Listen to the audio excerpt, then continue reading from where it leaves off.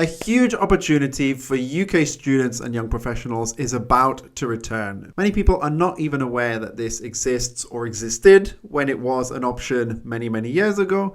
But now that it's back on the table, I think that as someone who has taken this opportunity in my life, it is definitely something worth considering if you're a young professional or you're at university in the UK. So in this video, I'm going to tell you about this opportunity, what it can do for you, and what it's personally done for me and my life. Let's get right into it. And so the opportunity I'm talking about here is the Erasmus Plus scheme, which is a program that's run by the European Union and that helps facilitate international mobility between EU member states by giving young people the opportunity to study, live, and work abroad. Now, the UK, of course, left the EU back in 2020 with the transition period finishing up at the end of 2020. And up until that point, the UK was a member of the Erasmus Plus scheme, and students at UK universities had the opportunity to participate in Erasmus and study and work abroad across the EU. Following the finalisation of Brexit and the transition period, the UK government tried to set up its own scheme known as the Turing Scheme, but it didn't quite work to the same extent as Erasmus Plus does. So there's inconsistent funding, the requirements were a bit unclear, and the access and the options weren't as broadly available as they were with the Erasmus scheme. But for students at UK universities who are looking at studying abroad now and perhaps are considering countries that are in the EU as an option for them, the good news is that the UK and the EU have now announced that starting in 2027, the UK will rejoin the Erasmus Plus scheme, so bringing back all of the benefits that it had whilst the UK was a member of the EU for either UK students who are looking to study or work abroad in the EU, and vice versa as well. This now reciprocally also opens up the UK as an additional study abroad option for students in countries across the EU like Spain, France, Germany, for example. So the opportunity to study and work abroad in itself is fantastic and really great. And there's not just the EU where you can go and study and work abroad. There's people who do, semesters in the United States. They do 4 years over in the United States, in the Americas, in different countries in Asia, for example. But, and I say this completely impartially, there are some benefits that I believe you get with the Erasmus scheme that facilitate the international mobility, that make it easier to study abroad, that maybe you wouldn't get if you go further afield, or maybe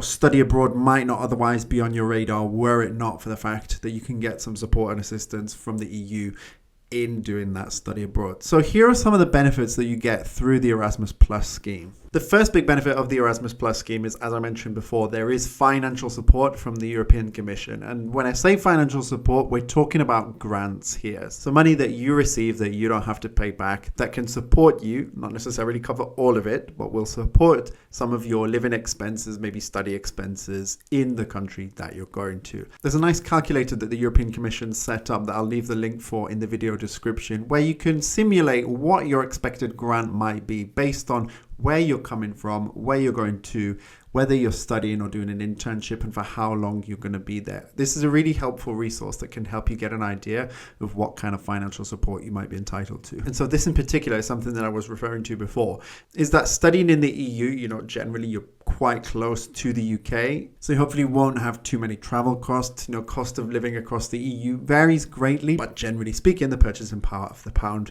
will do quite good in the majority of EU countries when it comes to supporting your living expenses, further than it might go in, say, for example, the United States, and not having to travel as far as well. You're obviously going to save money on flights too. The second benefit of the Erasmus Plus scheme is that it's not entirely like a year out of school or a semester out of school that's wasted and lost, and then you have to make it back up. The ECTS credit system is transferable between countries that are participating in the Erasmus Plus scheme, and that means that any credits that you earn from a foreign institution within the Erasmus Plus scheme and within a country that signed up to Erasmus Plus could potentially count towards your degree back home. So in my particular case, during my undergraduate degree, in my second semester of my second year, I did an Erasmus exchange, and all the courses that I studied as part of that exchange, they counted towards credits for my degree. So I didn't miss out on anything, and I didn't have to take that second semester back in the UK because I got the credits I needed whilst I was in France. But beyond the financial support and the academic recognition, I think there are two main advantages of Erasmus, and we can say this for study abroad in general as well, but particularly want to call these out. And number one, the professional opportunities that you can have as a result of Erasmus, and number two,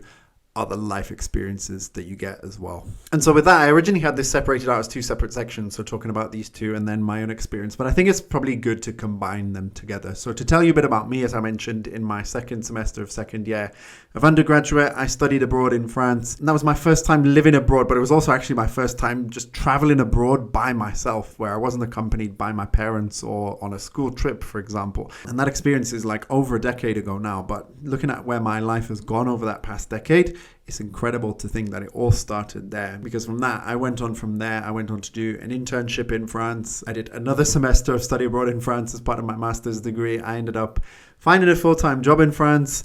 And then those of you that follow the channel, you know I've been in Spain now for the past 6 years. And while Spain was never directly part of this Erasmus adventure, essentially, that I went on, you know, it almost certainly wouldn't be where I am today if not for that original experience of getting to go abroad and study abroad. Words can't really do it justice sometimes, because, again, before I went on Erasmus, you know, I traveled from time to time with my family and stuff, but never really went proper traveling. But now, if you look at the channel, you've seen some of the different places I've been. These are places that, you know, 10 years ago, I'd never dream of, visiting or going to some of these places. I've met incredible people along the way who've become some of my best friends, many of whom I'm still in touch with today, thanks to me going and studying abroad, or even in some cases, from them coming and studying abroad back at my home university. And I met them there, and, we've become very good friends and still in touch today. Being in Spain, again, whilst not directly part of the Erasmus journey, it wouldn't have been possible had I had the opportunity to work and study abroad, have a different perspective around the world, be in situations where I had to adapt to a different environment to one where I was used to growing up in, that, forced me to change my way of thinking a little bit, that forced me to learn other languages, for example. And of course, I can't forget that, I met my wife in Spain. So, had I never gone to study abroad, maybe I wouldn't have met the woman that I am married to today.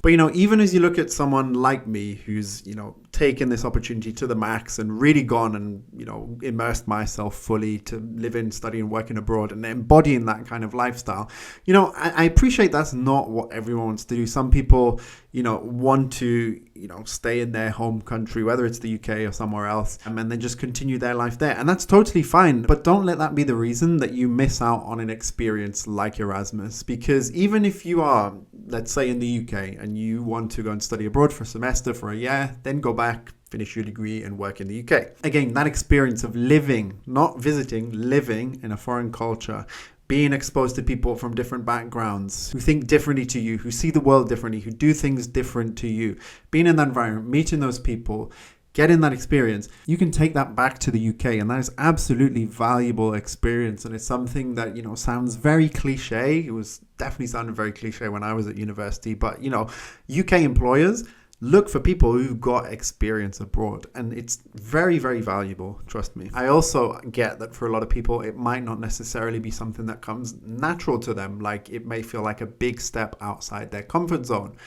And for me, I was definitely up for the adventure, looking forward to it at the time. But I remember when I landed in France and I realized that GCSE French was not enough to get by in everyday life, that I couldn't communicate at the supermarket, even just to say that I needed a bag, that's when it really hit me, like, oh, this is going to be tough at first. But stepping outside of your comfort zone and taking risks, particularly when you're at university in the UK at a very young age, it's almost not even a risk. You have your whole life ahead of you. The worst that happens is you don't enjoy the Erasmus, you come back to the UK and that's it.